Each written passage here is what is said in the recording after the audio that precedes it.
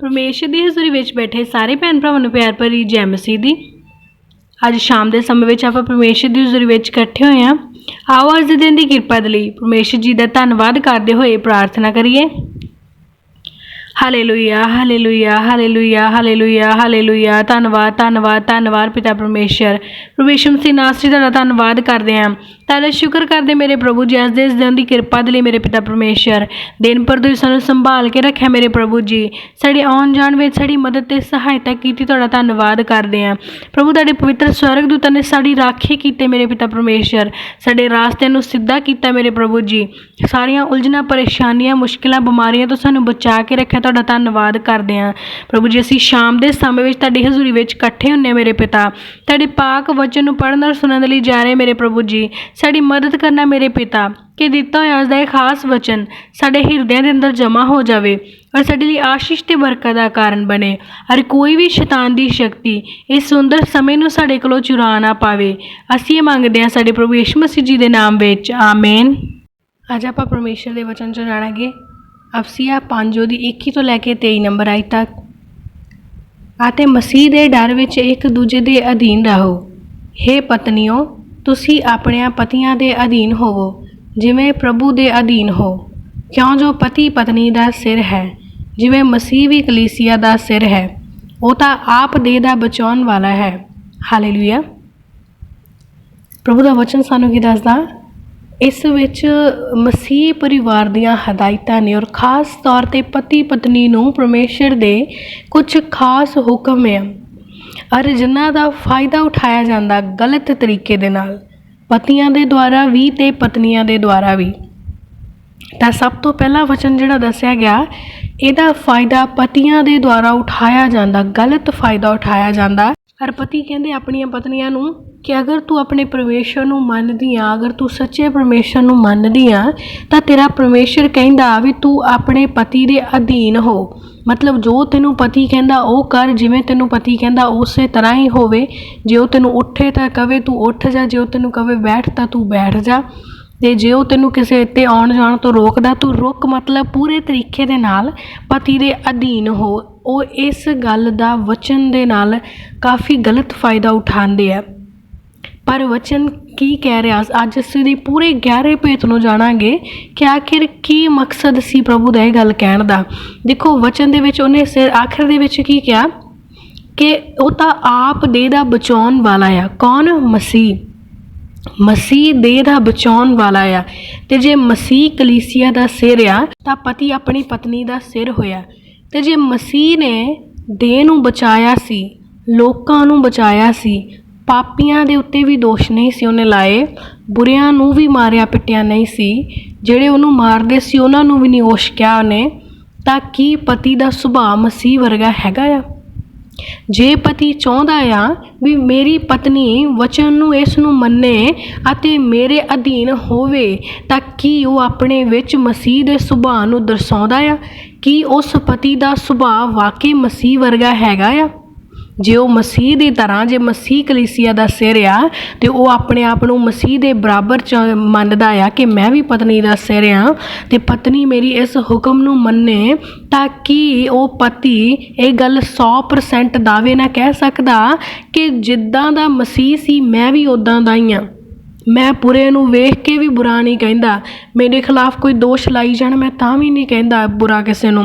अगर मेरे सामने बहुत सारे लोग पाप कर रहे हैं तो मैं उन्हां नूं परमेश्वर दा वचन सुनाउणा है ते तौबा करन दे लई कहना, ते उन्हां लई भी दुआ करदा कि प्रभु ये नहीं जानते की करते आ।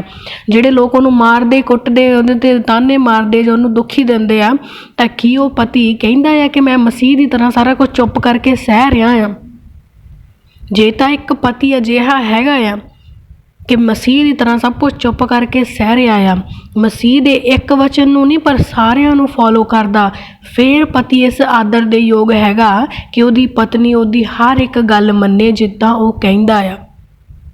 जिस पति ਨੂੰ खुद ही ज्ञान की कमी आ, ਜਿਹੜਾ पति खुद ही सिर तो लैके पैरों तक गुस्से ਨਾਲ ਤੇ ਹੰਕਾਰ ਨਾਲ ਭਰਿਆ ਹੋਇਆ ਆ, ਜਿਹੜਾ पति नशे करदा, ਜਿਹੜਾ पति ਕੁੱਟਮਾਰ ਕਰਦਾ ਆ, ਜਿਹੜਾ पति गलत संगति 'ਚ ਬਹਿ ਰਿਹਾ, ਜਿਹੜਾ पति ਵਿਭਚਾਰ ਕਰ ਰਿਹਾ ਆ, ਜਿਹੜੇ पति ਨੂੰ ਮਸੀਹ ਦੇ ਸ਼ਬਦ ਦਾ ਮੰਮਾ ਵੀ ਨਹੀਂ ਪਤਾ, ਉਹ पति बिल्कुल इस योग नहीं हैगा कि ਉਹਦੀ पत्नी ਉਹਦੇ अधीन ਚੱਲੇ। क्योंकि वचन सानू की कहता आ, कहता हे पत्नियों अपने पतियां दे अधीन रहो जिवें कलीसिया मसीह दे अधीन है, है ना। मसीह दे अधीन है मतलब जो मसीह आ तुहाडे लई पति ओह आ, तां मसीह भी कहदा होना चाहिए कलीसिया नूं बचाउण वाला, जिहड़ा मसीह लोगां नूं बचाउण वाला सी, बख्शण वाला सी, दुआ करन वाला सी, चंगे सुभाਅ दा सी, नरम सुभाਅ दा सी, दया वाला सी, प्यार रखण वाला सी, अपनी जान नालों वध के दूजियां दी जान दी परवाह करन वाला सी। तां अगर पति अजिहा हैगा आ तां फिर हर एक पत्नी अपने पति दे अधीन होवे। पर अगर पति नशेड़ी आ, कुੱਟਮਾਰ करदा, लड़ाई झगड़े करदा, क्रोध करदा, व्यभिचार करदा, तां उस पति दा इस वचन दे नाल कोई लिंक नहीं आ, क्योंकि परमेश्वर दा सारा ही वचन मनण योग आ। अगर एक पति नशे कर रहा तां कि उहनूं नहीं पता वचन च लिखिया भी मद विच मतवाला ना हो। अगर पति लड़ाई झगड़े कर रहा तां कि परमेश्वर ने यह नहीं कहा कि तुसीं व्यर्थ दे रगड़ियां झगड़ियां चों बाहर रहो। अगर एक पति अपनी पत्नी नूं मार कुੱਟ रहा तां नैक्सट वचन च पतियां दे लई भी हुक्म आ, ते अगर वो पति ये गल्लां नूं नहीं मन रहा तां इहदा मतलब वो गलत फायदा चक रहा इस वचन का, क्योंकि वचन उन्हें सिर्फ एक लै लिया तो कहना भी पत्नी उन्होंने मन्ने, ते जेड़े तेरे लिए वचन आ भरा वो वचनों नूं कौन मन्नेगा, कौन मन्नेगा उन्होंने वचनों नूं। सिर्फ पत्नी नूं वचन दिखाए जाते हैं, पति क्यों नहीं वचनों नूं सुनते। नैक्सट वचन च भी रब ने बहुत क्लीयर तरीके दे नाल आत्मा के द्वारा लिखिया, वचन जो असीं पढ़ांगे अफसिया 5 ਉਹਦੀ 24 और 25 नंबर आयत नूं। इसलिए जिवें कलीसिया मसीह के अधीन है, इस तरह पत्नियां भी हर गल विच अपने पतियां दे अधीन रहन। हे पतिओ अपनियां पत्नियां नाल प्यार रखो जिवें मसीह ने भी कलीसिया नाल प्यार कीता अते अपने आप नूं उस दे लई दे दिता। हालेलुया। परमेश्वर कहना कलीसिया मसीह के अधीन आ। मसीह के अधीन होने का मतलब कि जेड़े मसीह ने रूल बनाए कलीसिया उन्हां रूल्स दे विच बिल्कुल खरी उतरे। ਜਿਹੜੇ वचन मसीह के द्वारा लिखवाए गए, जे कलीसिया उन्हां सारे रूलों के विच पक्की आ, उस कलीसिया उन्होंने कलीसिया कहा जाता। पहली गल तां जेड़े परमेश्वर के सारे वचनों की फॉलो करते आ, सारे वचनों की पालना करते आ, तां जेड़ा बंदा एक वचन की पालना कर रहा और बाकी सारिਆਂ तो अखां बंद करके कह रहा कि बस इक्को ही वचन के उत्ते चलो, तां वो परमेश्वर के आदर के योग नहीं है। क्योंकि परमेश्वर कहता मैं मिलाप कराउण नहीं आया, मैं प्यो नूं पुੱਤ तो, माँ नूं धी तो, सस नूं नौं तो अलग करन आया आ। कि जे तुहाडी माँ भी मसीह नूं प्यार नहीं करती तो तुहाडे विरोध आ, तां अपनी माँ नूं छड्ड के मेरे पिछे लग चलो। जे तुहाडा बाप तुहानूं प्यार नहीं करता, मसीह नूं प्यार नहीं करता, तुहाडे ते रोप पाउंदा है पर मसीह के खिलाफ बोलदा, तां अपने बाप नूं छड्डो, मसीह दे पिछे लग चलो। पर ये गल्लां सारियां संसारिक नहीं है, आत्मिक आ। छड्डण दा भाव के उहदे चाल चलन नूं छड्ड दो, उहदी गल मनना छड्ड दो, पर उहदे लई दुआ करनी शुरू करो। छड्डण दा भाव ये नहीं कि वो घर नूं छड्ड के असीं किते होर चले जाना। जे साडा हसबैंड आ वो परमेश्वर नूं नहीं मनदा ते असीं उह तों तलाक लै लैणे आ, नहीं, क्योंकि परमेश्वर कहंदा यहोवा तलाक तो घिण करदा आ। पर जिहड़ी भी गल कही गई वो आत्मा दे बेस ते कही गई आ। इसलिए एक वचन नूं लै के शरीरिक तुक ना कढिया करो भी जे प्रभु कहंदा भी मैं मिलाप कराउण नहीं आया, इहदा मतलब प्रभु तां कंधां कढाउण आया घरां दे विच। परमेश्वर कंधां नहीं कढाउण आया, साडे विच दीआं कंधां नूं मिटाउण आया आ कि जिहड़े साडे दिल इधर उधर होए पए आ ते असीं वचन नूं तोड़ मरोड़ रहे आ, उहनूं तोड़ना मरोड़ना असीं छड्डीए ते सही समझ नूं प्राप्त करिए कि वचन आखिर सानूं कहंदा की आ। वचन सानूं दसदा कि पत्नी अपने पति के अधीन होवे। हाँ होवे, हर एक पत्नी अपने पति के अधीन, पर जे पति उन्होंने गलत राह की सिक्ख्या दे रहा। एक बहुत ही घिनौनी जी गल सी जो मैं सुनी सी और मैनू शॉक्ड हो गई मैं गल सुन के कि इत्थां दे भी लोग पए ने। एक लेडी ने फोन करे और दसदी सिस्टर कहती मेरे हसबैंड इन्ना ज़्यादा नशा करते हैं कि मैनू शराब पी के कुੱਟਦੇ मारते आ, और इत्थों तक कि उन्हें अपने शराब का नशा पूरा करने दे लई मेरा सौदा कर दिता। ਪਰ ਮੈਨੂੰ ਜ਼ਬਰਦਸਤੀ ਬੋਲਿਆ ਗਿਆ ਕਿ ਤੂੰ ਮੇਰੇ ਫਰੈਂਡ ਦੇ ਨਾਲ ਰਿਲੇਸ਼ਨ ਬਣਾ, ਉਹ ਮੈਨੂੰ ਪੈਸੇ ਦੇਵੇਗਾ ਅਤੇ ਮੈਂ ਉਹਦੇ ਨਾਲ ਆਪਣਾ ਨਸ਼ਾ ਪੂਰਾ ਕਰਾਂਗਾ। ਉਹ ਕਹਿੰਦਾ ਤੇਰਾ ਮੇਰੀ ਪਤਨੀ ਹੋਈ ਦਾ ਕੀ ਫਾਇਦਾ ਜੇ ਤੂੰ ਮੇਰੀ ਜ਼ਰੂਰਤ ਨਹੀਂ ਪੂਰੀ ਕਰ ਸਕਦੀ। ਕਿ ਅਜਿਹੇ ਪਤੀਆਂ ਦੇ ਅਧੀਨ ਹੋਣ ਦੇ ਲਈ ਕਿਹਾ ਪਰਮੇਸ਼ਰ ਨੇ ਸਾਨੂੰ, ਕਿ ਪਰਮੇਸ਼ਰ ਨੇ ਇਹ ਕਿਹਾ ਵੀ ਜੇ ਤੇਰਾ ਪਤੀ ਤੇਤੋਂ ਵਿਚਾਰ ਕਰਾ ਰਿਹਾ ਤਾਂ ਤੂੰ ਕਰ, ਕਿਉਂਕਿ ਮੈਂ ਤੈਨੂੰ ਹੁਕਮ ਦਿੱਤਾ। ਪਰਮੇਸ਼ਰ ਨੇ ਔਰਤ ਨੂੰ ਬਹੁਤ ਰਿਸਪੈਕਟ ਦਿੱਤੀ ਆ। ਪਰਮੇਸ਼ਰ ਕਦੇ ਵੀ ਕਿਸੇ ਔਰਤ ਨੂੰ ਇੱਦਾਂ ਦੇ ਪਤੀ ਦੇ ਅਧੀਨ ਹੋਣ ਦੇ ਲਈ ਬਿਲਕੁਲ ਵੀ ਨਹੀਂ ਕਹੇਗਾ। ਇੱਕ ਪਤੀ ਅਜਿਹਾ, ਇੱਕ ਸਿਸਟਰ ਦੀ ਡਿਵੋਰਸ ਤੱਕ ਗੱਲ ਪਹੁੰਚ ਗਈ ਸੀ। ਬਹੁਤ ਰੋ ਰੋ ਕੇ ਉਹਨੇ ਦੁਆ ਕਰਵਾਈ ਕਿ ਪਰਮੇਸ਼ਰ ਮੇਰੀ ਦੁਆ ਸੁਣ, ਮੇਰੇ ਬੱਚੇ ਛੋਟੇ ਆ, ਮੇਰਾ ਹਸਬੈਂਡ ਮੈਨੂੰ ਬਹੁਤ, ਉਹਨਾਂ ਦਾ ਹਸਬੈਂਡ ਨੂੰ ਜਾਨਵਰਾਂ ਦੀ ਤਰ੍ਹਾਂ ਕੁੱਟਦਾ ਮਾਰਦਾ ਸੀ। ਬਾਹਰ ਔਰਤ ਨਾਲ ਉਹਦੇ ਰਿਲੇਸ਼ਨ ਸੀ, ਘਰੇ ਆ ਕੇ ਉਹਨੂੰ ਬਹੁਤ ਜ਼ਿਆਦਾ ਕੁੱਟਦਾ ਸੀ, ਕੁੱਟ ਕੇ ਉਹਨੂੰ ਘਰੋਂ ਭਜਾ ਦਿੰਦਾ ਸੀ। ਜੇ ਉਹ ਚਰਚ ਜਾਂਦੀ ਸੀ ਉਹਨੂੰ ਪਾਸਟਰਾਂ ਦੇ ਨਾਲ ਗਲਤ ਬੋਲਦਾ ਸੀ, ਔਰ ਉਹਨੂੰ ਕਹਿੰਦਾ ਸੀ ਮੈਂ ਤੈਨੂੰ ਤਲਾਕ ਵੀ ਨਹੀਂ ਦੇਣਾ ਅਤੇ ਮੈਂ ਤੈਨੂੰ ਰੱਖਣਾ ਵੀ ਨਹੀਂ ਗਾ, ਅਤੇ ਮੈਂ ਦੂਜੀ ਘਰ ਵਾਲੀ ਨੂੰ ਵੀ ਇੱਥੇ ਲਿਆ ਕੇ ਵਸਾਉਣਾ, ਜਦ ਕਿ ਉਹ ਖੁਦ ਵੀ ਵਿਆਹੀ ਹੋਈ ਸੀ ਜਿਹਦੇ ਨਾਲ ਉਹਦਾ ਰਿਲੇਸ਼ਨ ਸੀ। ਤਾਂ ਕੀ ਪਰਮੇਸ਼ਰ ਸਾਨੂੰ ਇੱਦਾਂ ਦੇ ਪਤੀਆਂ ਦੇ ਅਧੀਨ ਹੋਣ ਲਈ ਕਹੇਗਾ?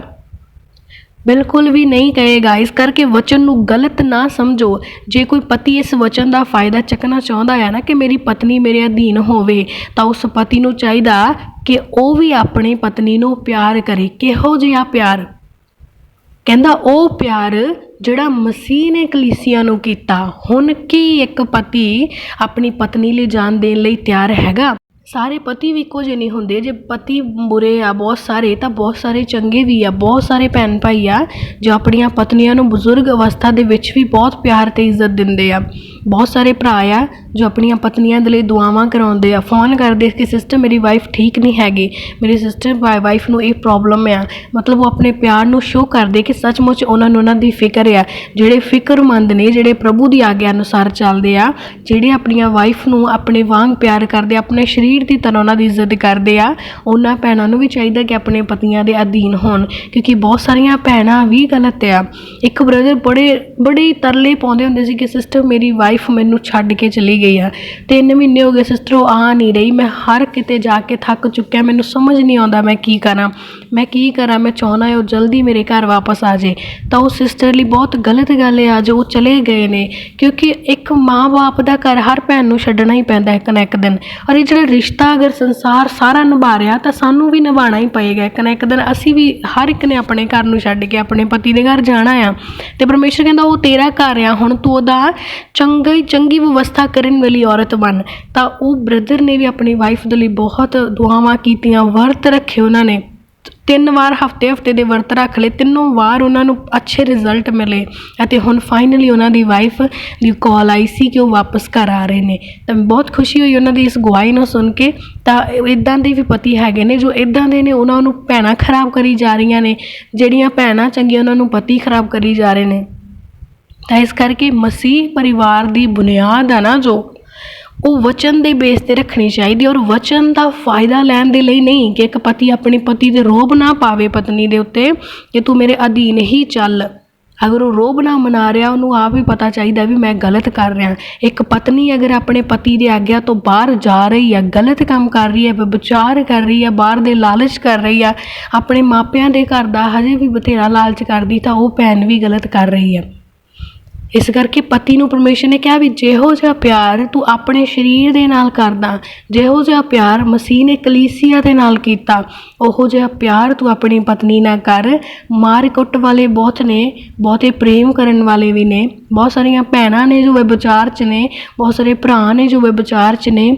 ਇਸ ਗੱਲ ਦਾ ਆਪਣੇ ਅੰਦਰੋਂ ਇਸ ਗੰਦਗੀ ਨੂੰ ਬਾਹਰ ਕੱਢੋ, ਕਿਉਂਕਿ ਪਰਮੇਸ਼ਰ ਕਹਿੰਦਾ ਪਰਾਏ ਮਰਦ ਅਤੇ ਪਰਾਈ ਔਰਤ ਦੀ ਲਾਲਚ ਨਾ ਰੱਖ ਉਹਨਾਂ ਦਾ ਲਾਲਚ, ਕਿਉਂਕਿ ਯਹੋਵਾ ਇਹਨਾਂ ਕੰਮਾਂ ਤੋਂ ਘਿਣ ਕਰਦਾ ਆ। ਇਸ ਕਰਕੇ ਵਚਨ ਦੇ ਸਹੀ ਅਰਥ ਨੂੰ ਸਮਝੋ।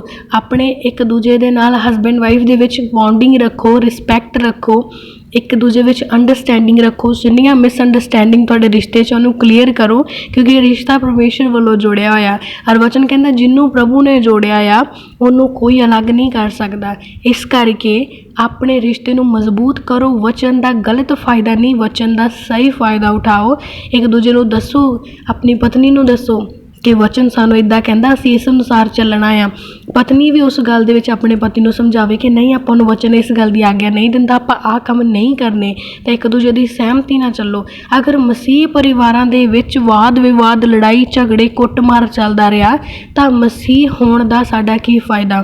असीं अपने अगे अगे नाम दे पिछे कई मसीह लवाउंदे ने, असीं पहलां कह दिंदे लोकां 'च दसदे फिरदे असीं मसीही हाँ, तो लोग मूँह ते हथ रख के हसदे आ। जदों मसीह घर दीआं औरतां नाल कुੱਟਮਾਰ कीती जांदी, मसीह परिवारां दे भैन भाई जिहड़े ने ओह नशा करदे ने, मसीह घरां दीआं औरतां दे डाइवोर्स हुंदे ने, उस वेले साडा नहीं, साडे परमेशर दे नाम दे उत्ते कलंक लगदा है।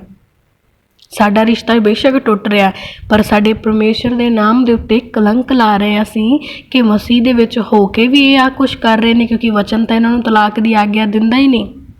अगर मसीह परिवारां दे विच तलाक हो रहे ने तां इहदा मतलब कि असीं हजे मसीहत विच है नहीं, पर असीं तां मसीह नूं कलंक लगाउण दे लई ही मसीहत च आ गए हैं। इस करके वचन का गलत फायदा ना उठो, एक दूजे विच प्यार रखो जिद्दां मसीह ने रखिया, क्योंकि मसीह का वचन सानू फॉलो करन दे लई दिता गया, गलत फायदा चक्कण दे लई नहीं दिता गया। हालेलुया। नैक्सट वचन च देखांगे अफसिया 5:26 और 27 नंबर आयत नूं। परमेशर दे वचन दे राही जल दे इशनान नाल शुद्ध करके पवित्र करे अते उस नूं अपने लई इहो जही प्रतापवान कलीसिया तैयार करे जिहदे विच कलंक या बज या कोई होर अजिहा औगण ना होवे, सगों ओ पवित्र अते निर्मल होवे। हालेलुया। प्रभु दा वचन सानू की दसदा कि परमेशर ने इशनान करके अपनी कलीसिया नूं शुद्ध ते पवित्र करके अपने नाल जोड़िया अते वचनां दी बुद्ध ज्ञान दे के एक प्रतापवान कलीसिया बनाई। प्रताप वाली, तेज वाली, रोशनी वाली, सच्चाई वाली कलीसिया बनाई। और किद्दां दी कलीसिया बनाई? जिहड़ी कलंक तो बिना सी, जिहड़ी बज तो बिना सी, जिहड़ी औगण तो बिना सी, ताकि एक मसीह परिवार अजिहा हैगा आ। असीं थां ते ये गल कहते तो फिरदे कि असीं मसीह हाँ, ये गल असीं वार वार कहते असीं मसीह हाँ, असीं मसीह च आ गए, असीं मसीह च आ जी, मसीह च चलते हैं। तो मसीह की कलीसिया किद्दां दी होनी चाहिए आ? जिहदे च कोई कलंक ना होवे, जिहदे च कोई बज ना होवे, जिहदे विच कोई औगण ना होवे। साडे विच कलंक आ सब तो वड्डा वो की आ कि जिहड़ा असीं थां ते गल कहते फिरदे कि असीं मसीही हाँ, पर साडे अंदर मसीह वसदा ही नहीं। साडे लिए कलंक की गल है, असीं परमेशर के नाम नूं कलंकित कर रहे हैं असीं सब दे सब ही, क्योंकि साडे अंदर उही पाप, उही लड़ाइयाँ, उही वैर, उही एक दूजे तो अगे वधन की दौड़, उही असीं बैर दे बदले वैर करदे हां, उही एक दे बदले 10 सुनाउण वाले हां। सारे दे सारे काम साडे उही है, ते असीं तां प्रभु दे नाम नूं सिर्फ कलंक लगाउण दे लई आ गए कि असीं मसीही हां। बज तो रहत, बज साडे विच सब तो वड्डा यही आ कि असीं प्रभु दे वचनां दा गलत फायदा उठाउने आ। जिहड़ा सानू चंगा लगदा उहनूं असीं चक लैने आ, जिहड़ा सानू नहीं चंगा लगदा उहनूं असीं छड्ड दिंने आ। वचन सानू कहंदा जे तू मेरे हुक्म और मेरे विधियां दी पालना करे फिर तू जो मंगेगा तैनूं दिता जावेगा।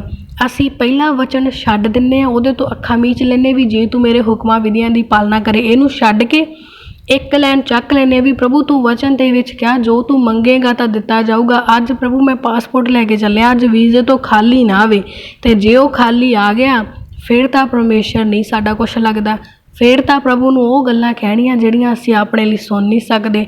लै प्रभु फिर वचन लिखिया का तो सी, तू क्या का तो सी जो मंगेगा दवेगा, मैनूं तो दिता नहीं, मेरा तो होया नहीं। साडे विच वड्डा बज आ, असीं खुद अधूरे हैं क्योंकि असी पहली लैन छड्ड दित्ती ते मगरली लैन का सानू मतलब सी वो असी चक ली। अजिहा ज्ञान नहीं चलेगा, मसीह अजिहा दी नहीं सुनेगा, भावें वो 24 घंटे ही बोली जान कि प्रभु तू क्या सी दे दे, तो नहीं देगा वो, क्योंकि जो तुसी उहदी पहली मेन लाइन नूं छड्ड दित्ता फिर पिछे की रह गया। परमेशर ने क्या खून ना कर, जे उहदे विचों असी ना कट दांगे फिर तां वचन का सारा मतलब ही खत्म हो गया।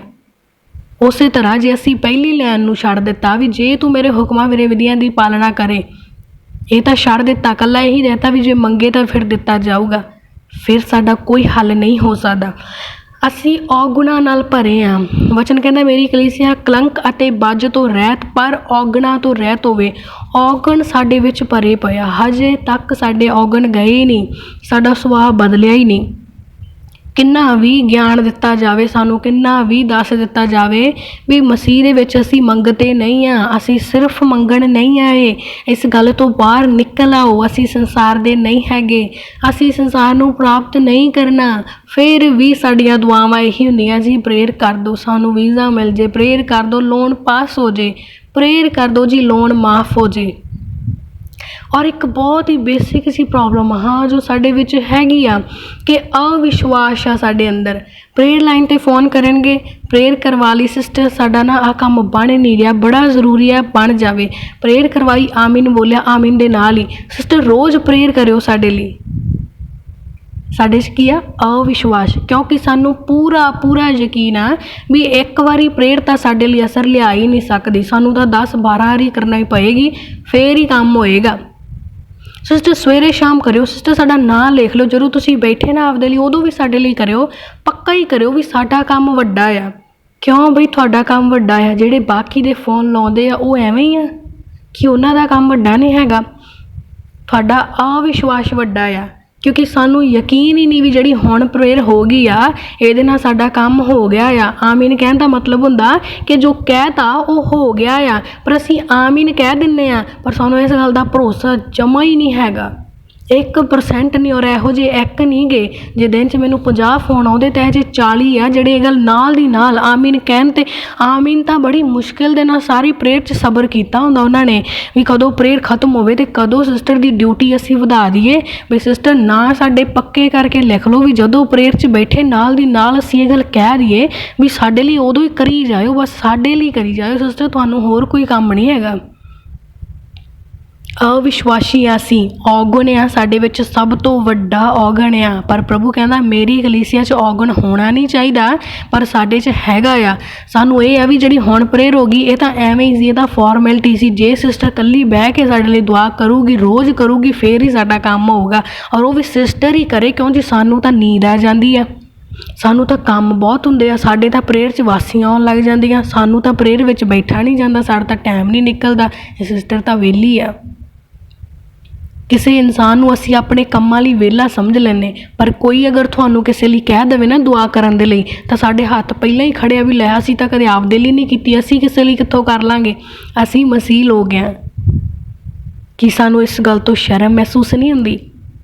ਮਸੀਹ ਹਜ਼ਾਰਾਂ ਦੇ ਲਈ, ਲੱਖਾਂ ਦੇ ਲਈ ਰੋਜ਼ ਪ੍ਰੇਅਰ ਕਰਦਾ ਸੀ ਤੇ ਸਾਨੂੰ ਆਪਦੇ ਖੁਦ ਦੇ ਪਰਿਵਾਰ ਦੇ ਲਈ, ਈਵਨ ਕਿ ਆਪਣੇ ਆਪ ਦੇ ਲਈ ਪ੍ਰੇਅਰ ਕਰਨ ਦੇ ਲਈ ਬੰਦਾ ਚਾਹੀਦਾ ਇੱਕ ਵੱਖਰਾ। ਅਸੀਂ ਮਸੀਹ ਲੋਕ ਹਾਂ, ਅਸੀਂ ਮਸੀਹੀ ਹਾਂ, ਤਾਂ ਸਾਨੂੰ ਕੀ ਚਾਹੀਦਾ? ਪ੍ਰਾਰਥਨਾ ਕਰਨ ਦੇ ਲਈ, ਆਪਣੇ ਇਕੱਲੇ ਦੇ ਲਈ ਪ੍ਰਾਰਥਨਾ ਕਰਨ ਦੇ ਲਈ ਇੱਕ ਬੰਦਾ ਚਾਹੀਦਾ ਵੀ ਉਹ ਕਰੇ। ਤੇ ਕੀ ਮਸੀਹ ਇਕੱਲੇ ਨੇ ਸਾਰੀ ਦੁਨੀਆ ਲਈ ਦੁਆ ਕੀਤੀ? ਤਾਂ ਕੀ ਅਸੀਂ ਮਸੀਹ ਲੋਕ ਹਾਂ? ਕੀ ਸਾਨੂੰ ਖੁਦ ਨੂੰ ਸ਼ਰਮ ਨਹੀਂ ਮਹਿਸੂਸ ਹੋ ਰਹੀ ਇਸ ਗੱਲ ਦੀ ਕਿ ਅਸੀਂ ਮਸੀਹ ਲੋਕ ਹਾਂ? ਮਸੀਹ ਇਹ ਕੰਮ ਕਰਦਾ ਸੀ ਕਿ ਉਹ ਆਪਦੇ ਕੰਮ ਲਈ 10 ਬੰਦਿਆਂ ਨੂੰ ਪਹਿਲਾਂ ਵੰਗਾਰਾਂ ਪਾਉਂਦਾ ਸੀ ਵੀ ਜਾ ਤੂੰ ਕਰ। ਯਿਸੂ ਮਸੀਹ ਜਦੋਂ ਵੀ ਜਾਂਦੇ ਸੀ ਇਕੱਲੇ ਜਾਂਦੇ ਸੀ, ਪਹਾੜਾਂ ਦੇ ਵਿੱਚ, ਉਜਾੜ ਦੇ ਵਿੱਚ, ਗੰਦੀਆਂ ਥਾਵਾਂ ਦੇ ਵਿੱਚ ਬਹਿ ਕੇ, ਐਸ਼ੋ ਆਰਾਮ 'ਚ ਨਹੀਂ। ਅੱਜ ਅਸੀਂ ਮਸੀਹ ਲੋਕ ਕੀ ਭਾਲਦੇ ਹਾਂ ਕਿ ਜਿੱਥੇ ਅਸੀਂ ਜਾਈਏ ਉਸ ਚਰਚ 'ਚ AC ਲੱਗੇ ਹੋਣ, ਉਹ ਹਾਲ ਪੂਰਾ ਡਾਊਨ ਸੀਲਿੰਗ ਲਾਈਟਾਂ ਵਾਈਟਾਂ ਲੱਗੀਆਂ ਹੋਣ, ਸੋਹਣਾ ਮਿਊਜ਼ਿਕ ਹੋਵੇ, ਅਸੀਂ ਤਾਂ ਫੇਰ ਦੁਆ ਕਰ ਸਕਦੇ। ਮਸੀਹ ਜੰਗਲ 'ਚ ਬਹਿੰਦਾ ਸੀ, ਉਜਾੜ 'ਚ ਬਹਿੰਦਾ ਸੀ। ਅਸੀਂ ਮਸੀਹ ਲੋਕ ਹਾਂ। ਮਸੀਹ ਦਾ ਮਤਲਬ ਕਿ ਅਸੀਂ ਸਮਝ ਸਕਦੇ ਹਾਂ ਕਿ ਅਸੀਂ ਮਸੀਹ ਹਾਂ। ਮਸੀਹ ਦਾ ਮਤਲਬ ਐਸ਼ੋ ਆਰਾਮ ਨਹੀਂ ਹੈਗਾ, ਮਸੀਹ ਦਾ ਮਤਲਬ ਐਸ਼ੋ ਆਰਾਮ ਬਿਲਕੁਲ ਨਹੀਂ ਹੈਗਾ। ਮਸੀਹ ਦਾ ਮਤਲਬ ਆਪਣੀ ਜ਼ਿੰਮੇਵਾਰੀ ਕਿਸੇ ਹੋਰ ਦੇ ਸਿਰ 'ਤੇ ਸਿੱਟਣਾ ਨਹੀਂ ਹੈਗਾ। ਮਸੀਹ ਦਾ ਮਤਲਬ ਅਵਿਸ਼ਵਾਸ ਨਹੀਂ ਹੈਗਾ।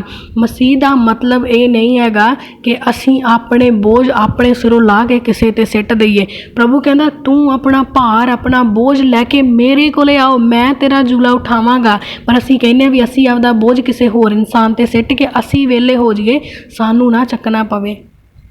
ਜਦੋਂ ਸਾਡਾ ਤੇ ਪਰਮੇਸ਼ਰ ਦਾ ਰਾਹ ਸਿੱਧਾ ਆ, ਫਿਰ ਅਸੀਂ ਵਿੱਚ ਵਿਚੋਲੇ ਕਿਉਂ ਭਾਲਦੇ ਫਿਰਦੇ? ਉਹ ਵੀ ਇਹੋ ਜਿਹੇ ਵਿਚੋਲੇ ਜਿਹੜੇ ਦਿਨ ਰਾਤ ਸਿਰਫ ਸਾਡੇ ਲਈ ਵਿਹਲੇ ਹੋਣ, ਸਾਡੇ ਲਈ ਹੀ ਦੁਆਵਾਂ ਕਰਨ।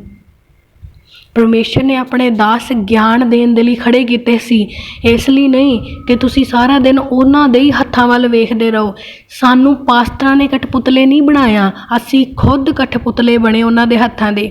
ਅੱਜ ਜੇ ਕੋਈ ਪਾਸਟਰ ਸਾਨੂੰ ਲੁੱਟ ਕੇ ਖਾ ਰਿਹਾ ਆ, ਸਾਨੂੰ ਪਰੇਸ਼ਾਨ ਕਰ ਰਿਹਾ ਆ, ਸਾਡਾ ਗਲਤ ਫਾਇਦਾ ਉਹ ਚੱਕ ਰਿਹਾ ਆ, ਤਾਂ ਉਹ ਇਸ ਲਈ ਨਹੀਂ ਕਿ ਉਹ ਚੱਕ ਰਿਹਾ, ਉਹ ਇਸ ਲਈ ਕਿਉਂਕਿ ਅਸੀਂ ਉਹਨੂੰ ਚੱਕਣ ਦਿੱਤਾ ਆ।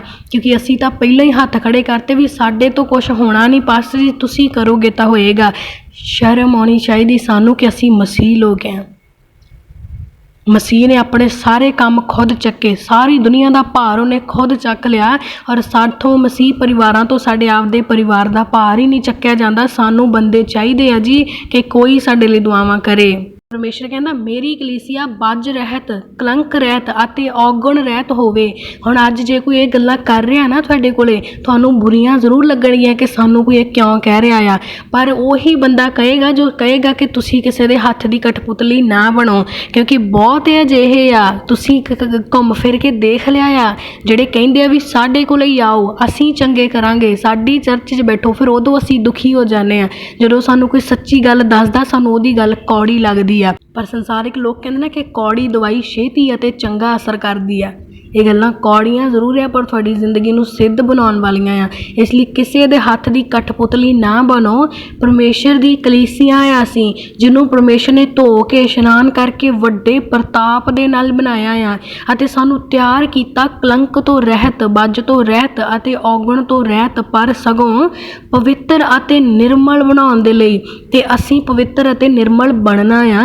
ਅਸੀਂ ਆਪਦੇ ਮਤਲਬ ਦੇ ਵਚਨ ਚੁਗ ਚੁਗ ਕੇ ਵਿੱਚ ਉਹਨਾਂ ਦਾ ਗਲਤ ਫਾਇਦਾ ਨਹੀਂ ਚੱਕਣਾ। ਹਰ ਚੰਗੇ ਵੀ ਵਚਨ ਨੂੰ ਅਤੇ ਹਰ ਕੌੜੇ ਵੀ ਵਚਨ ਨੂੰ, ਹਰ ਸਿਖਾਉਣ ਵਾਲੇ, ਹਰ ਤਾੜਨਾ ਦੇਣ ਵਾਲੇ, ਹਰ ਸੁਧਾਰਨ ਵਾਲੇ ਵਚਨ ਨੂੰ ਵੀ ਅਸੀਂ ਲੈਣਾ ਆ, ਤਾਂ ਜੋ ਉਹ ਸਾਡੀ ਜ਼ਿੰਦਗੀ ਨੂੰ ਸੱਚਮੁੱਚ ਪਵਿੱਤਰ, ਨਿਰਮਲ ਅਤੇ ਸ਼ੁੱਧ ਕਰੇ ਅਤੇ ਅਸੀਂ ਔਗਣ ਤੋਂ ਰਹਿਤ ਕਲੀਸਿਆ ਹੋਈਏ। ਹਾਲੇਲੂਇਆ। ਨੈਕਸਟ ਵਚਨ 'ਚੋਂ ਦੇਖਾਂਗੇ ਅਫਸੀਆ 5:31 ਤੋਂ ਲੈ ਕੇ 33 ਨੰਬਰ ਆਇਤ ਤੱਕ। ਇਸ ਕਰਕੇ ਆਦਮੀ ਆਪਣੇ ਮਾਤਾ ਪਿਤਾ ਨੂੰ ਛੱਡ ਕੇ ਆਪਣੀ ਪਤਨੀ ਨਾਲ ਮਿਲਿਆ ਰਹੇਗਾ ਅਤੇ ਉਹ ਦੋਵੇਂ ਇੱਕ ਸਰੀਰ ਹੋਣਗੇ। ਇਹ ਤਾਂ ਵੱਡਾ ਭੇਤ ਹੈ, ਪਰ ਮੈਂ ਮਸੀਹ ਅਤੇ ਕਲੀਸਿਆ ਵਿਖੇ ਬੋਲਦਾ ਹਾਂ। ਪਰ ਤੁਹਾਡੇ ਵਿੱਚੋਂ ਵੀ ਹਰੇਕ ਆਪੋ ਆਪਣੀ ਪਤਨੀ ਨਾਲ ਆਪਣੇ ਹੀ ਜਿਹਾ ਪਿਆਰ ਕਰੇ ਅਤੇ ਪਤਨੀ ਵੀ ਪਤੀ ਦਾ ਆਦਰ ਕਰੇ। ਹਾਲੇਲੂਇਆ। ਪ੍ਰਭੂ ਦਾ ਵਚਨ ਸਾਨੂੰ ਦੱਸਦਾ ਕਿ ਜਿਹੜਾ ਉਹਨੇ ਇਹ ਗੱਲ ਕਹੀ ਕਿ ਇੱਕ ਪਤੀ ਆਪਣੀ ਪਤਨੀ ਦੇ ਨਾਲ ਮਿਲਿਆ ਰਹੇਗਾ ਪਰ ਮਾਂ ਬਾਪ ਨੂੰ ਛੱਡ ਦੇਗਾ, ਉਹ ਕਹਿੰਦਾ ਵੀ ਇੱਕ ਵੱਡਾ ਭੇਦ ਆ। ਕਹਿੰਦਾ ਪਰ ਮੈਂ ਇਹਦੇ ਬਾਰੇ ਗੱਲ ਨਹੀਂ ਕਰਨਾ ਚਾਹੁੰਦਾ ਕਿਉਂਕਿ ਇੱਕ ਵੱਡਾ ਭੇਦ ਆ। ਕਿਉਂਕਿ ਇਹ ਗੱਲ ਅੱਜ ਕੱਲ੍ਹ ਹੋ ਰਹੀ ਆ। ਇਸ ਜੋ ਬਾਈਬਲ ਲਿਖੀ ਗਈ ਆ, ਇਹ ਸਾਡੀ ਗਿਣਤੀ ਮਿਣਤੀ ਤੋਂ ਪਹਿਲਾਂ ਦੀ ਲਿਖੀ ਗਈ। ਸਾਨੂੰ ਨਹੀਂ ਪਤਾ ਇਹ ਕਿਹੜੇ ਸੰਨ 'ਚ ਲਿਖੀ ਗਈ ਆ। ਤਾਂ ਵਚਨ ਸਾਨੂੰ ਦੱਸਦਾ ਕਿ ਇਹ ਜਿਹੜਾ ਭੇਤ ਆ ਇਹ ਵੱਡਾ ਆ। ਪਰ ਕਹਿੰਦਾ ਮੈਂ ਕਲੀਸਿਆ ਬਾਰੇ ਬੋਲਦਾ। ਪਰ ਉਦੋਂ ਦਾ ਇਹ ਵੱਡਾ ਭੇਤ ਅੱਜ ਦੇ ਸਮੇਂ ਦੇ ਵਿੱਚ ਕਾਫੀ ਹੱਦ ਤੱਕ ਹੀ ਕਰ ਰਿਹਾ, ਕੰਮ ਚੱਲ ਰਿਹਾ ਇਹ ਚੀਜ਼ਾਂ ਕਿ ਲੋਕ ਨੇ ਜੋ ਆਪਣੇ ਮਾਂ-ਬਾਪ ਦੇ ਸੁਭਾਅ ਦੇ ਨਾਲ ਮੈਚ ਨਹੀਂ ਕਰ ਪਾਉਂਦੇ। ਬਹੁਤ ਸਾਰੀਆਂ ਨੌਹਾਂ ਆ ਜੋ ਜਿਨ੍ਹਾਂ ਦੀ ਆਪਣੀ ਸੱਸ ਨਾਲ ਨਹੀਂ ਬਣਦੀ। ਬਹੁਤ ਸਾਰੀਆਂ ਸੱਸ ਨੇ ਜੋ ਕਹਿੰਦੀਆਂ ਸਾਡੀਆਂ ਨੌਹਾਂ ਸਾਨੂੰ ਪਰੇਸ਼ਾਨ ਕਰਦੀਆਂ। ਪਰ ਪਤੀ ਪਤਨੀ ਦਾ ਇੱਕ ਅਜਿਹਾ ਰਿਸ਼ਤਾ ਆ ਜੋ ਉਹ ਨਹੀਂ ਛੱਡ ਸਕਦੇ। ਫਿਰ ਹਸਬੈਂਡ ਇਹ ਸੋਚਦਾ ਕਿ ਮੈਂ ਆਪਣੀ ਮਾਂ ਬਾਪ ਨਾਲ ਇੰਨੀ ਉਮਰ ਕੱਢ ਲਈ ਆ, ਹੁਣ ਇਹਨਾਂ ਦੀ ਨਹੀਂ ਬਣਦੀ ਤਾਂ ਮੈਨੂੰ ਇਹਨਾਂ ਨੂੰ ਅਲੱਗ ਕਰਨਾ ਪਏਗਾ। ਉਹ ਕਿਸੇ ਨਾ ਕਿਸੇ ਤਰੀਕੇ ਨਾਲ ਅਲੱਗ ਹੋ ਜਾਂਦੀ ਕਿਉਂਕਿ ਇਹ ਜਿਹੜਾ ਭੇਤ ਸੱਚਮੁੱਚ ਕਾਫੀ ਗਹਿਰਾ ਆ। ਇਹਨੂੰ ਸਮਝ ਪਾਉਣਾ, ਇਹਨੂੰ ਐਕਸਪਲੇਨ ਕਰ ਪਾਉਣਾ ਹਰ ਕਿਸੇ ਦੀ ਵੱਸ ਦੀ ਗੱਲ ਨਹੀਂ ਆ। ਅਗਰ ਇਹਨੂੰ ਐਕਸਪਲੇਨ ਕਰਨ ਦੇ ਲੱਗੇ ਬਹੁਤ ਲੰਬੀ ਵੀਡੀਓ ਚਲੀ ਜਾਏਗੀ। ਇਸ ਕਰਕੇ ਅੱਜ ਆਪਾਂ ਸਿਰਫ ਇਸ ਬਾਰੇ ਗੱਲ ਕਰਾਂਗੇ ਕਿ ਕਹਿੰਦਾ ਮੈਂ ਕਲੀਸਿਆ ਬਾਰੇ ਗੱਲ ਕਰ ਰਿਹਾ। ਹੁਣ ਕਲੀਸਿਆ ਕੀ ਆ ਪਰਮੇਸ਼ਰ ਦੀ? ਕਹਿੰਦਾ ਤੁਸੀਂ ਜਿੱਦਾਂ ਇੱਕ ਪਤੀ ਕਹਿੰਦਾ ਪਤਨੀ ਦੋਨੋਂ ਮਿਲੇ ਰਹਿੰਦੇ ਆਪਸ ਵਿੱਚ ਪਰ ਆਪਣੇ ਪਰਿਵਾਰ ਤੋਂ ਅਲੱਗ ਹੋ ਜਾਂਦੇ ਆ, ਉਸੇ ਤਰ੍ਹਾਂ ਕਹਿੰਦਾ ਇੱਕ ਕਲੀਸਿਆ ਮਸੀਹ ਦੇ ਨਾਲ ਜੁੜੀ ਰਵੇ ਪਰ ਸੰਸਾਰ ਤੋਂ ਅਲੱਗ ਹੋ ਜਾਵੇ। ਹਾਲੇਲੂਇਆ। ਸੱਚਮੁੱਚ ਇਹ ਭੇਤ ਕਾਫੀ ਵੱਡਾ ਆ ਕਿ ਜਦੋਂ ਪਰਿਵਾਰ ਅਸੀਂ ਮਸੀਹ ਜਿੱਦਾਂ ਇੱਕ ਹਸਬੈਂਡ ਵਾਈਫ ਹੈ, ਉਹਨਾਂ ਦੀ ਸ਼ਾਦੀ ਹੁੰਦੀ ਹੈ ਔਰ ਉਹਨਾਂ ਦੇ ਪਰਿਵਾਰ ਦੇ ਵਿੱਚ ਕੋਆਰਡੀਨੇਸ਼ਨ ਚੰਗੀ ਨਹੀਂ ਬਣ ਪਾਉਂਦੀ ਤਾਂ ਉਹਨਾਂ ਦੇ ਪਰਿਵਾਰ 'ਚ ਲੜਾਈ ਝਗੜੇ ਵਧਣੇ ਸ਼ੁਰੂ ਹੋ ਜਾਂਦੇ। ਸੱਸ ਨੌਂ 'ਤੇ ਦੋਸ਼ ਲਾਉਣ ਲੱਗ ਜਾਂਦੀ ਆ ਅਤੇ ਉਹ ਅਲੱਗ ਹੋ ਜਾਂਦੀ ਆ। ਉਸੇ ਤਰ੍ਹਾਂ ਜਦੋਂ ਇੱਕ ਇਨਸਾਨ ਪਰਮੇਸ਼ਰ ਦੇ ਨਾਲ ਵਿਆਹਿਆ ਜਾਂਦਾ, ਲਾਈਕ ਪ੍ਰਭੂ ਦੇ ਨਾਲ ਪਵਿੱਤਰ ਬੰਧਨ ਵਿੱਚ ਬੰਧਿਆ ਜਾਂਦਾ, ਵਿਆਹਿਆ ਜਾਂਦਾ, ਮਤਲਬ ਅਸੀਂ ਇਹ ਗੱਲ ਕਹਿੰਦੇ ਨਾ ਕਿ ਸਾਡਾ ਲਾੜਾ ਆਉਣ ਵਾਲਾ ਆ ਅਤੇ ਅਸੀਂ ਲਾੜੀ ਆ, ਸਾਡੀ ਆਤਮਾ ਜਿਹੜੀ ਉਹ ਇੱਕ ਵਿਆਹ ਦਾ ਹੀ ਸੰਬੰਧ ਇੱਕ ਐਗਜ਼ਾਮਪਲ ਦੇ ਤੌਰ 'ਤੇ ਅਸੀਂ ਲੈ ਰਹੇ ਹਾਂ ਕਿ ਉਸੇ ਤਰ੍ਹਾਂ ਜਦੋਂ ਇੱਕ ਇਨਸਾਨ ਪ੍ਰਭੂ ਵਿੱਚ ਆ ਜਾਂਦਾ ਤਾਂ ਲੋਕ ਦੋਸ਼ ਲਗਾਉਣ ਲੱਗ ਜਾਂਦੇ ਆ, ਲੋਕ ਮਾੜਾ ਕਹਿਣ ਲੱਗ ਜਾਂਦੇ ਆ, ਲੋਕ ਉਹਨਾਂ ਤੋਂ ਤਾਨੇ ਕੱਸਣ ਲੱਗ ਜਾਂਦੇ ਆ, ਲੋਕ ਅਲੱਗ-ਅਲੱਗ ਤਰੀਕੇ ਨਾਲ ਉਹਨਾਂ ਦੀ ਜ਼ਿੰਦਗੀ ਨੂੰ ਐਕਸਪਲੇਨ ਕਰਨ ਲੱਗ ਜਾਂਦੇ ਆ। ਔਰ ਇਹ ਗੱਲ ਬਹੁਤਿਆਂ ਨਾਲ ਹੁੰਦੀ ਆ। ਬਹੁਤ ਸਾਰੇ ਕਹਿੰਦੇ ਆ ਕਿ ਸਿਸਟਰ ਜਦੋਂ ਦੇ ਅਸੀਂ ਪ੍ਰਭੂ 'ਚ ਆਏ ਹਾਂ ਲੋਕ ਸਾਡੇ ਵੈਰ ਹੀ ਪੈ ਗਏ ਆ, ਬਹੁਤ ਬੁਰੇ ਤਰੀਕੇ ਦੇ ਨਾਲ ਵੈਰ ਪੈ ਗਏ। ਮੈਂ ਸੁਣਦੀ ਰਹਿੰਦੀ ਹਾਂ ਸਭ ਦੀਆਂ ਗੱਲਾਂ, ਮੈਨੂੰ ਇਹਨਾਂ ਚੀਜ਼ਾਂ ਦਾ ਮੈਂ ਅਗਰ ਦੱਸਾਂ ਤਾਂ ਕਾਫੀ ਲੰਮੀਆਂ ਕਹਾਣੀਆਂ ਚਲੀਆਂ ਜਾਣਗੀਆਂ। ਤਾਂ ਉਸੇ ਤਰ੍ਹਾਂ ਪ੍ਰਭੂ ਕਹਿੰਦਾ ਕਿ ਤੁਸੀਂ ਕੀ ਕਰੋ, ਲੋਕਾਂ ਤੋਂ ਅਲੱਗ ਹੋ ਕੇ ਪਰਮੇਸ਼ਰ ਨਾਲ ਜੁੜੇ ਰਹੋ। ਜਿੱਦਾਂ ਇੱਕ ਹਸਬੈਂਡ ਵਾਈਫ ਇੱਕ ਦੂਜੇ ਦਾ ਸਾਥ ਨਹੀਂ ਛੱਡਦੇ, ਮਾਂ ਬਾਪ ਨਾਲੋਂ ਅਲੱਗ ਹੋ ਜਾਂਦੇ ਆ, ਉਸੇ ਹੀ ਤਰ੍ਹਾਂ ਕਹਿੰਦਾ ਤੁਸੀਂ ਸੰਸਾਰ ਦਾ ਸਾਥ ਛੱਡ ਦਿਓ ਪਰ ਪਰਮੇਸ਼ਰ ਦਾ ਸਾਥ ਨਾ ਛੱਡਿਓ, ਇੱਕ ਦੂਜੇ ਵਿੱਚ ਬਣੇ ਹੀ ਰਹੋ। ਕਹਿੰਦਾ ਕਿਉਂਕਿ ਜਿੱਦਾਂ ਪਤੀ ਪਤਨੀ ਇੱਕ ਦੂਜੇ ਨਾਲ ਪਿਆਰ ਕਰਨਗੇ, ਆਦਰ ਕਰਨਗੇ, ਉਹ ਦੋਨੋਂ ਮਿਲ ਕੇ ਪ੍ਰਭੂ ਦੀ ਆਰਾਧਨਾ ਕਰਨਗੇ ਤਾਂ ਉਹਨਾਂ ਦੇ ਬੱਚੇ ਵੀ ਕੱਲ੍ਹ ਨੂੰ ਆਗਿਆਕਾਰੀ ਵਾਲੇ ਹੋਣਗੇ। ਤਾਂ ਉਹ ਬੱਚੇ ਜਿਹੜੇ ਹੋਣਗੇ ਉਹ ਅੱਗੇ ਦੀ ਅੱਗੇ ਵੱਧਦੇ ਜਾਣਗੇ ਗਿਆਨ ਦੇ ਵਿੱਚ। ਜਦੋਂ ਗਿਆਨ ਦੇ ਵਿੱਚ ਵਧਣਗੇ ਤਾਂ ਪਰਮੇਸ਼ਰ ਉਹਨਾਂ ਦੇ ਗਹਿਰੇ ਭੇਤਾਂ ਨੂੰ ਪ੍ਰਗਟ ਕਰੇਗਾ। ਇੱਦਾਂ ਵੱਧਦੇ ਪਰਮੇਸ਼ਰ ਦੇ ਲੋਕ ਵੱਧ ਜਾਣਗੇ, ਪ੍ਰਭੂ ਦੀ ਕਲੀਸਿਆ ਵੱਧ ਜਾਏਗੀ। ਇਸ ਕਰਕੇ ਹਰ ਇੱਕ ਮਸੀਹ ਭੈਣ ਭਾਈ ਨੂੰ ਇਹ ਹੁਕਮ ਹੈ ਕਿ ਉਹ ਆਪਣੇ ਇੱਕ ਦੂਜੇ ਦੇ ਰਿਸ਼ਤੇ ਦੇ ਵਿੱਚ ਬੰਧ ਕੇ ਇੱਕ ਦੂਜੇ ਦਾ ਆਦਰ ਕਰਨ, ਇੱਕ ਦੂਜੇ ਨੂੰ ਪਿਆਰ ਕਰਨ। ਜੇ ਪਤੀ ਪਤਨੀ ਦਾ ਆਦਰ ਕਰਦਾ ਆ ਤਾਂ ਪਤਨੀ ਵੀ ਪਤੀ ਦਾ ਓਨਾ ਹੀ ਆਦਰ ਕਰੇ। ਜੇ ਪਤਨੀ ਆਪਣੇ ਪਤੀ ਦੇ ਅਧੀਨ ਚੱਲ ਰਹੀ ਹੈ ਤਾਂ ਪਤੀ ਵੀ ਆਪਣੀ ਪਤਨੀ ਦੀ ਰਾਏ ਦੇ ਨਾਲ ਚੱਲੇ, ਉਹਦੀ ਸਲਾਹ ਦੇ ਨਾਲ ਚੱਲੇ, ਕਿਉਂਕਿ ਹੁਣ ਉਹ ਦੋਨੋਂ ਅਲੱਗ ਨਹੀਂ ਆ, ਹੁਣ ਉਹ ਦੋਨੋਂ ਇੱਕੋ ਹੀ ਸਰੀਰ ਆ। ਅਗਰ ਤੁਹਾਡੇ ਵਿੱਚ ਦੀਆਂ ਕੋਈ ਗਲਤ ਫਹਿਮੀਆਂ ਨੇ ਉਹ ਤੁਸੀਂ ਕਿਸੇ ਤੀਸਰੇ ਬੰਦੇ ਨੂੰ ਦੱਸਣ ਦੀ ਬਜਾਏ ਆਪਸ ਵਿੱਚ ਕਲੀਅਰ ਕਰੋ, ਕਿਉਂਕਿ ਪ੍ਰਭੂ ਨੇ ਤੁਹਾਨੂੰ ਵੀ ਉਹੀ ਗਿਆਨ ਬੁੱਧ ਸਮਝ ਦਿੱਤੀ ਆ।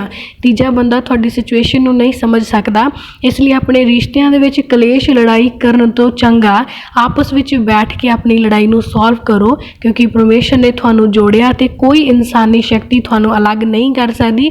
ਤੁਹਾਡੇ ਮਿਲਾਨ ਦੇ ਪਿੱਛੇ ਪ੍ਰਭੂ ਦਾ ਇੱਕ ਬਹੁਤ ਵੱਡਾ ਮਕਸਦ ਆ, ਪਰਮੇਸ਼ਰ ਦਾ ਬਹੁਤ ਵੱਡਾ ਕੰਮ ਕਰਨਾ ਆ ਤੁਸੀਂ। ਇਸ ਕਰਕੇ ਉਸ ਕੰਮ ਦੇ ਵਿੱਚ ਰੋੜਾ ਨਾ ਬਣੋ, ਉਸ ਕੰਮ ਦੇ ਵਿੱਚ ਰੁਕਾਵਟਾਂ ਨਾ ਪਾਓ। ਉਹ ਕੰਮ ਜਿਹੜਾ ਪਰਮੇਸ਼ਰ ਨੇ ਤੁਹਾਤੋਂ ਲੈਣਾ ਆ ਉਸ ਕੰਮ ਦੀ ਭਾਲ ਕਰੋ ਅਤੇ ਉਸ ਕੰਮ ਦੇ ਲਈ ਆਪਣੇ ਆਪ ਨੂੰ ਤਿਆਰ ਕਰੋ। ਇੱਕ ਮਸੀਹ ਪਰਿਵਾਰ ਔਗਣ ਰਹਿਤ, ਕਲੰਕ ਰਹਿਤ ਅਤੇ ਬੱਜ ਰਹਿਤ ਹੋਵੇ। ਇਸ ਲਈ ਅਸੀਂ ਵੀ ਔਗਣ ਰਹਿਤ, ਕਲੰਕ ਰਹਿਤ ਅਤੇ ਬੱਜ ਰਹਿਤ ਹੋ ਕੇ ਪਰਮੇਸ਼ਰ ਦੀ ਪਵਿੱਤਰ ਅਤੇ ਨਿਰਮਲ ਕਲੀਸਿਆ ਬਣੀਏ, ਇੱਕ ਦੂਜੇ ਨਾਲ ਪਿਆਰ ਕਰੀਏ ਔਰ ਇੱਕ ਦੂਜੇ ਲਈ ਦੁਆਵਾਂ ਕਰਦੇ ਰਹੀਏ। ਹਾਲੇਲੂਇਆ। ਆਵਾਜ਼ ਇਹਨਾਂ ਵਚਨਾਂ ਦੇ ਦੁਆਰਾ ਪਰਮੇਸ਼ਰ ਦੀ ਹਜ਼ੂਰੀ ਵਿੱਚ ਪ੍ਰਾਰਥਨਾ ਕਰਾਂਗੇ। Hallelujah, hallelujah, hallelujah, hallelujah, hallelujah, hallelujah. ਧੰਨਵਾਦ ਕਰਦੇ ਮਹਾਨ ਪਿਤਾ ਪਰਮੇਸ਼ਰ, ਅੱਜ ਦੀ ਸ਼ਾਮ ਦੇ ਲਈ ਤੁਹਾਡਾ ਦਿਲ ਤੋਂ ਧੰਨਵਾਦ ਕਰਦੇ। ਖੁਦਾਵੰਦ ਸੱਚਮੁੱਚ ਤੁਸੀਂ ਪਵਿੱਤਰ, ਸ਼ੁੱਧ, ਆਜ਼ਾਦ ਅਤੇ ਦਇਆ ਕਰਨ ਵਾਲੇ ਪਰਮੇਸ਼ਰ ਪ੍ਰਭੂ ਜੀ, ਆਪਣੀ ਕਿਰਪਾ ਆਸ਼ੀਸ਼ ਬਰਕਤ ਦੇ ਵਸੀਲੇ ਤੁਸੀਂ ਦਿਨ ਭਰ ਵਿੱਚ ਸਾਨੂੰ ਸੰਭਾਲਿਆ। ਖੁਦਾਵੰਦ ਸਾਡੇ ਰਾਹਾਂ ਨੂੰ ਸਿੱਧਾ ਕੀਤਾ ਪ੍ਰਭੂ ਜੀ, ਸਾਡੇ ਆਉਣ ਜਾਣ ਵਿੱਚ ਸਾਡੀ ਮਦਦ ਸਹਾਇਤਾ ਅਗਵਾਈ ਕੀਤੀ।